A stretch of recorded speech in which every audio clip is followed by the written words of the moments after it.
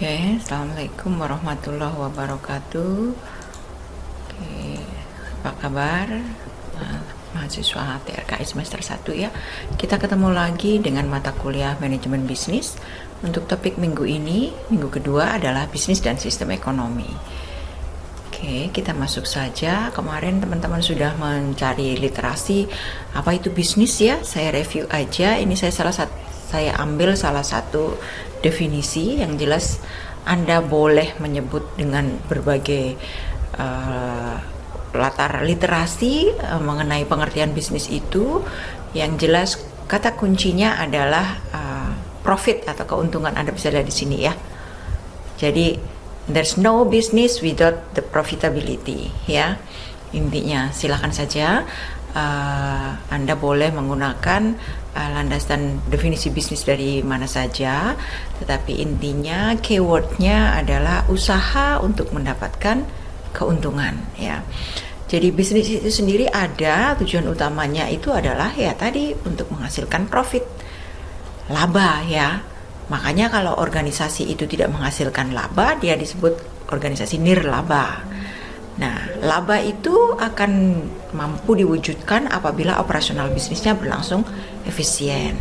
Selain itu, tujuan bisnis bersifat sosial ya, misalnya untuk kesejahteraan masyarakat, kesehatan, kemudian berkontribusi dalam pembangunan ya, meningkatkan kualitas lingkungan, itu lebih bersifat sosial lingkungannya ya. Atau multiplier efek dari keberadaan bisnis itu sendiri bagi perekonomian dan pertumbuhan ekonomi ya. Kemudian kalau kita bisa lihat unsur-unsur bisnis itu ya, ini umum ya, menggunakan berbagai unsur. Di sini saya coba ketengahkan 5 ya. Ada manusia atau SDM-nya, ada modal, kapitalnya, material, bahan baku, termasuk bahan pembantu dan sebagainya, bahan penolong ya. Kemudian manajerial, tata kelolanya, dan fasilitas ya. Nah, keberadaan unsur ini yang terorganisir itu akan dilakukan oleh perusahaan ya. Jadi organisasi usaha yang tertata atau dengan kemampuan pengelolaan yang baik itu adalah cerminan dari eksistensi perusahaan ya. Jadi perusahaan ini tidak dalam konteks dia harus corporate bentuknya ya, atau yang sudah berbadan hukum. Jadi intinya ini entitas usaha ya. Jadi bisnis Anda itu juga entity bisnis atau satuan bisnis ya. Walaupun skalanya mungkin skala perseorangan atau skala rumah tangga atau mikro ya. Nah, nanti ada bagian tertentu yang kita akan kelompokkan usaha itu berdasarkan badan hukumnya ya. Tapi intinya segala upaya mengorganisasi sumber daya untuk menghasilkan keuntungan tadi dilakukan oleh entitas bisnis ya, atau di sini sebagai representasinya adalah perusahaan. Jadi kemampuan perusahaan ini adalah mengubah peluang tadi menjadi kebutuhan masyarakat ya, sehingga menghasilkan nilai guna atau keuntungan. Nah, kumpulan perusahaan ini ya biasanya akan membangun sebuah kinerja industri. Nah, kinerja industri yang mampu memenuhi kebutuhan konsumen ini akan memberikan dampak multiplier efek selain kepada perusahaan itu sendiri juga kepada masyarakat lingkungannya ya. Jadi dia bisa membuat usahanya berkembang, kemudian memperluas ekspansi perusahaan sehingga peluang terciptanya lapangan-lapangan kerja baru bagi sumber daya manusia di lingkungan itu juga akan semakin meningkat, sehingga sumber-sumber pendapatan di masyarakat di lingkungan perusahaan itu juga ikut meningkat, sehingga perusahaan itu berkontribusi untuk meningkatkan pendapatan masyarakat ya. Oke, kemudian secara lingkungan organisasi ya, usaha itu sendiri dia akan menghadapi atau lingkungannya terdiri dari lingkungan internal dan lingkungan eksternal. Lingkungan internal ini terkait dengan kondisi perusahaan atau mikro, sementara kalau yang makro ini makro perekonomian ya, tentu saja ini lingkup lokal bisa internasional. Nah, lingkungan internal dari perusahaan itu sendiri juga bisa menghadapi lokal dan internasional. Kita lihat untuk lingkungan internal itu terdiri dari pemilik organisasi, tim manajemen, pekerja, lingkungan fisik ya. Sementara kalau untuk eksternal itu ada pemasok, supplier, pelanggan, pesaing, mitra, regulator, pemerintah, dan masyarakat umum. Kita lihat di sini, kalau kita ini ya, jadi yang makro ini ada politik, ekonomi, sosial, budaya, teknologi, dan industri. Nah, kita lihat makroekonomi ini biasanya indikatornya bisa kita cermati dari nilai-nilai inflasi, kurs, tingkat bunga, pertumbuhan ekonomi yang akan berpengaruh pada keputusan usaha itu sendiri ya.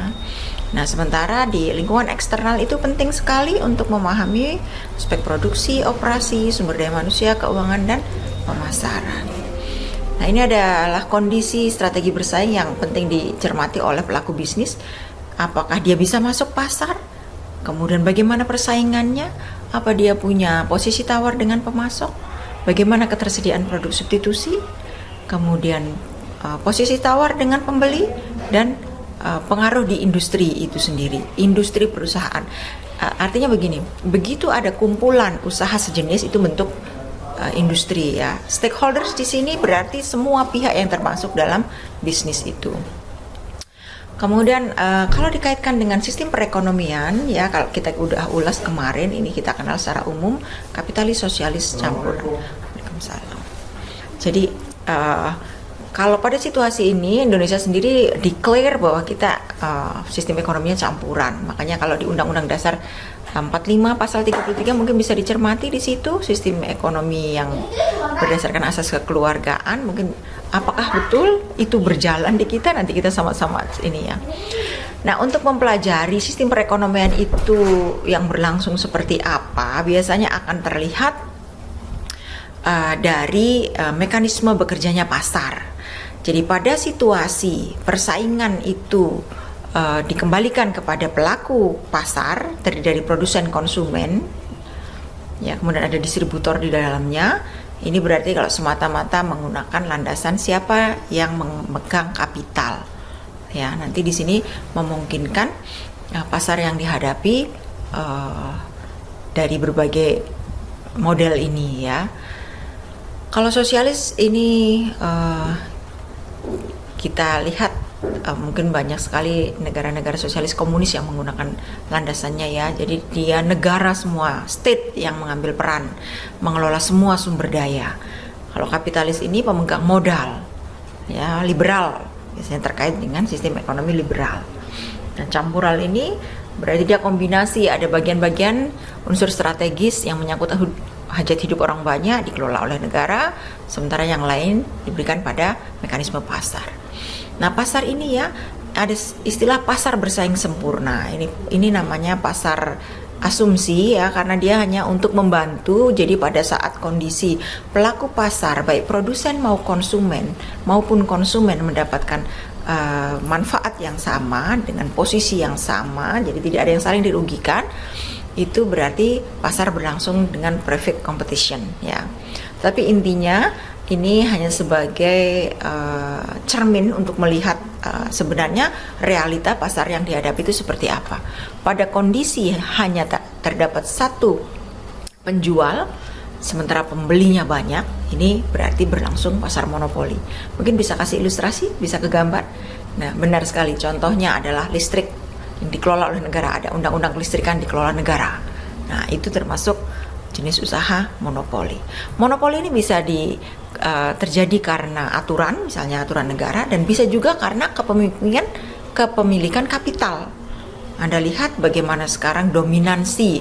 Kalau kita lihat misalnya untuk pasar, Anda mungkin bisa lihat pasar, tadi saya contohkan pasar listrik yang di ini negara, yang miliknya swasta. Anda mungkin bisa lihat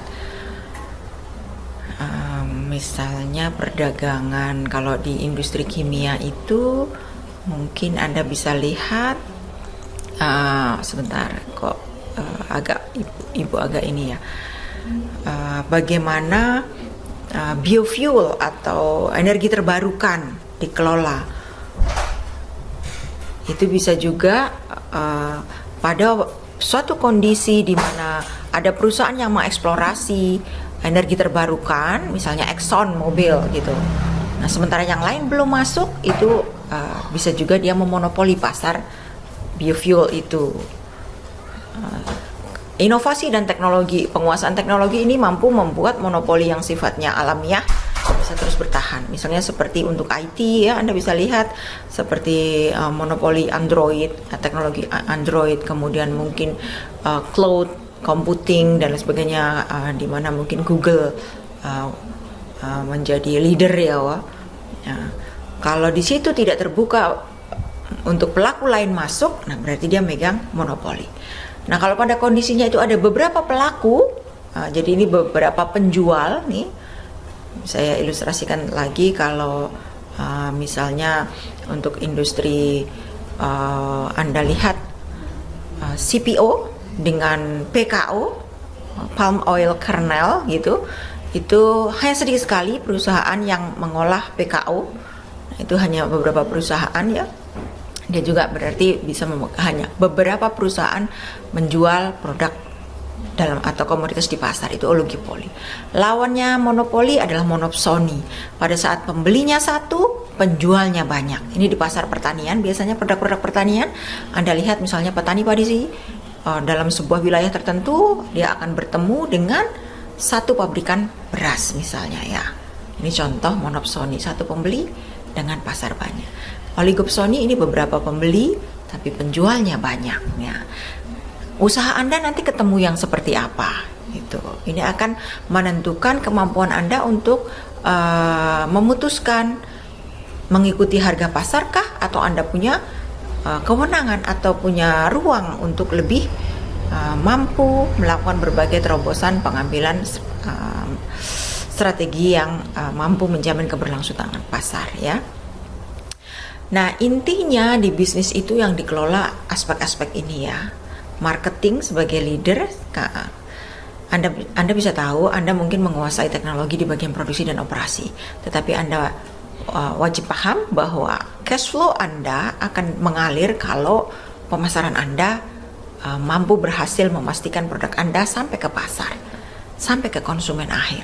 Tanpa pemasaran Anda tidak akan mampu mendapatkan cash flow ya.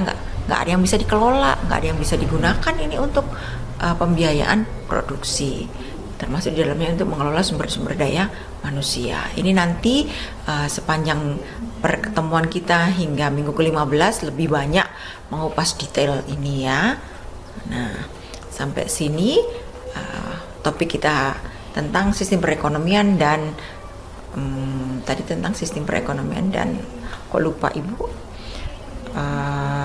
Lingkungan bisnis ya. Jadi untuk minggu ini mahasiswa silahkan milih, coba diamati dulu di lingkungan sekitar, pilih salah satu bisnis yang ada ya.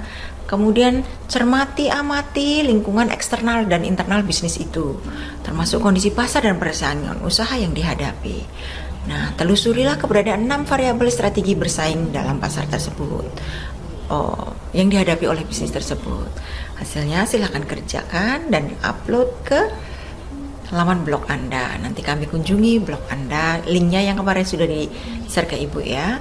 Terima kasih untuk topik hari ini, minggu kedua ya. Semoga Anda tetap sehat, jaga sehatnya dan tetap semangat. Saya Dia, Assalamualaikum warahmatullahi wabarakatuh.